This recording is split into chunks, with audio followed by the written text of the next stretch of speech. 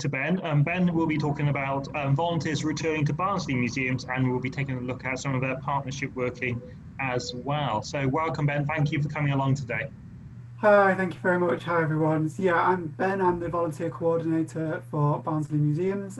There's no PowerPoint from me, I'm afraid, but thank you to Danielle actually, because as I was listening to that, there were so many similarities to things that we've been telling our own volunteers.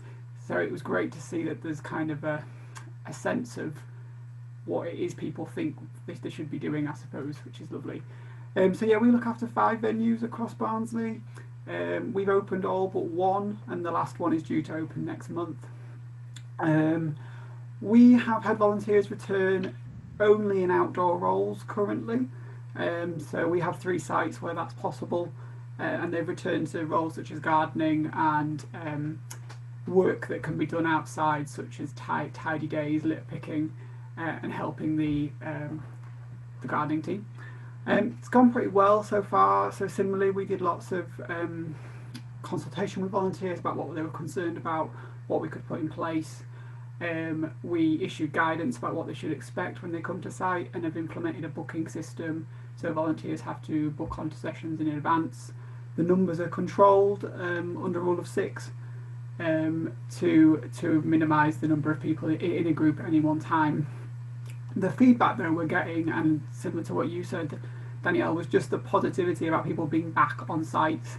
We're getting just these lovely comments about how great it is to be back helping, how much they're enjoying. Someone put, "I just love being back weeding," which was just lovely to hear.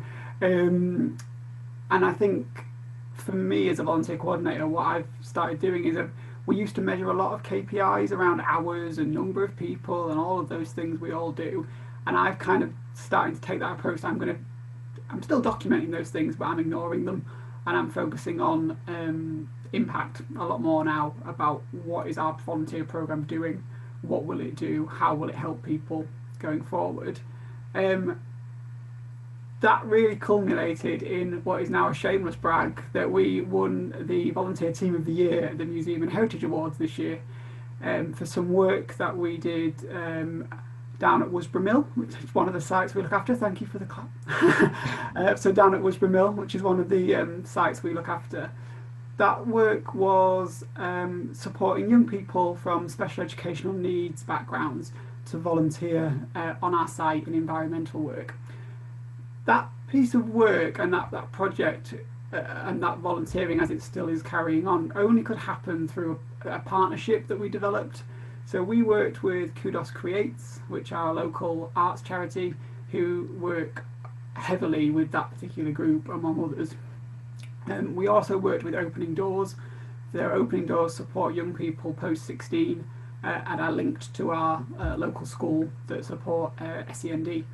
So that kind of, the 3 of us together all kind of saw where we could do something quite special together, and that was culminated in this incredible volunteering activity that, as I say, went forward and did win the award, and is just coming back online.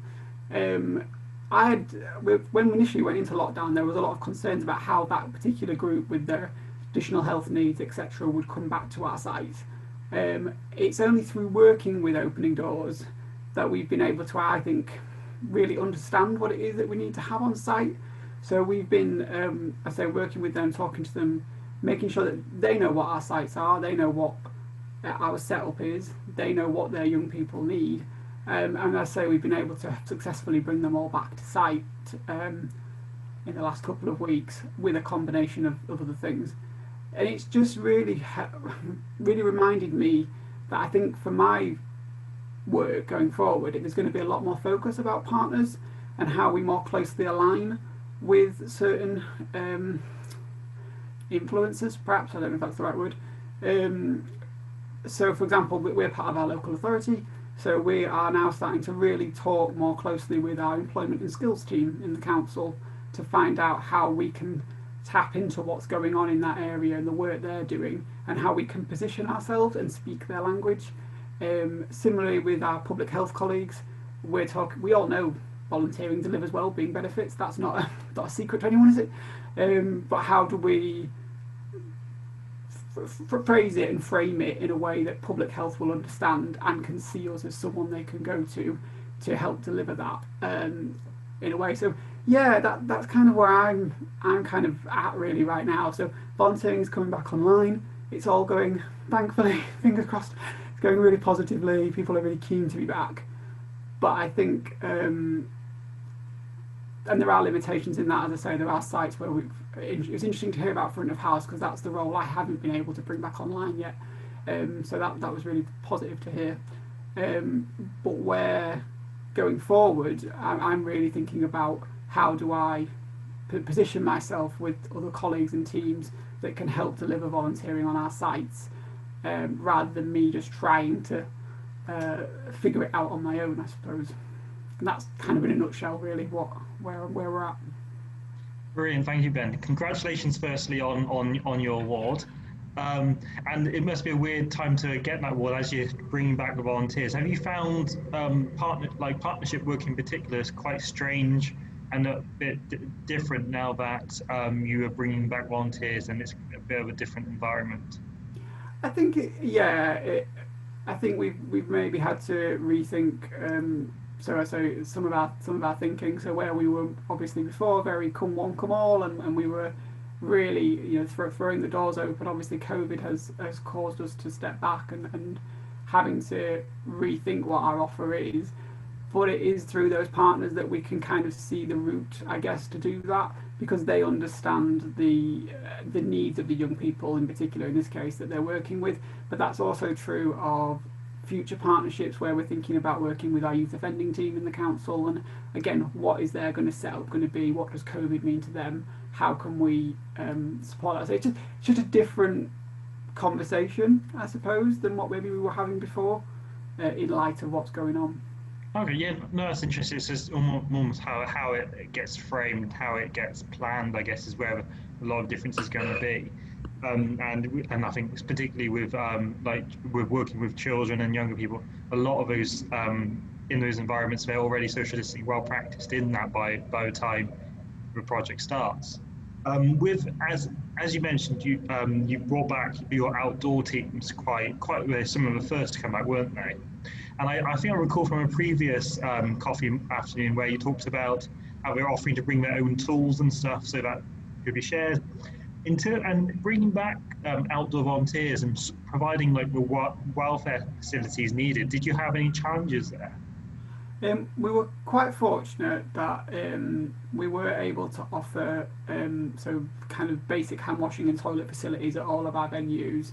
They were that was something we could offer, and we could say that to volunteers was available. What we did restrict was things like tea and coffee access. So we said bring your own flasks, bring your own drinks. With the tools, we did say if volunteers felt more comfortable they could, and our garden team would just make sure there was nothing to worry about using that tool in that environment. But we were able to set up something that meant all the tools were sanitised before use, they were sanitised after use, they were then stored away until they were needed next time. So we were able to kind of put in a system of that volunteers felt comfortable with. And I am quite fortunate that I do have a little bit of budget for the volunteer programme, so we could buy in some extras. Like we just gave away a load of gardening gloves, really, because we knew it wasn't sanitary or safe for volunteers to wear a pair of gloves and then give them back. So we just kind of said, have the gloves, take them, just bring them next time. So we've been able to do little things like that, which I think have helped. No, I think that's a really good idea, and I think little bits like that have potentially a bigger, wider impact as well, don't they? I know working with Barnsley Museum on projects working with children in art, groups are now looking to provide equipment and not expecting it to be returned. So we're having an impact there where people are accessing art who we don't know might not necessarily be able to afford to access arts in the same way. So there's benefits in making art more inclusive and taking it past there, because they, like with the gloves, may be able to use the gloves in the future. So I think there's interesting potential benefits from this, how we work now as well. As you mentioned, front house haven't returned just yet to your site. Are there plans for front house to return anytime soon? I'm hoping once our final venue is opened, we will readdress that. They are quite small spaces, our gallery and museum, and I think that's going to be the biggest challenge is around. We are fortunate to have a fully staffed front of house team, so it's just around how that volunteer role then comes back online, what it will look like. Our focus was very much about visitor experience, and we still want, obviously, visitors are still going to have an amazing experience, but will volunteers be able to help deliver that when we've got higher numbers of staff, etc., in a restricted space, is kind of the thing we're trying to get our heads around a little bit. Brilliant, thank you. And hopefully we'll be able to hear about how you've managed those circumstances in a few months' time, perhaps.